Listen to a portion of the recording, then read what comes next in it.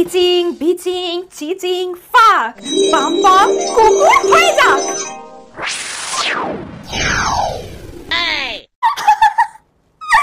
দেখো আমি কত ভালো জাদু করতে পারি। এটা কি করলি তুই মানু? মানু বোনকে এটা কি করলি? মা দেখো দিদি আমাকে কুকুর বানিয়ে দিয়েছে। আরে এত চিন্তা করছো কেন? যেটা ম্যাজিক করেছি এখনই ওকে ঠিকও তো করে দেবো। দাঁড়াও পাম পাম ঠিক হয়ে যাক।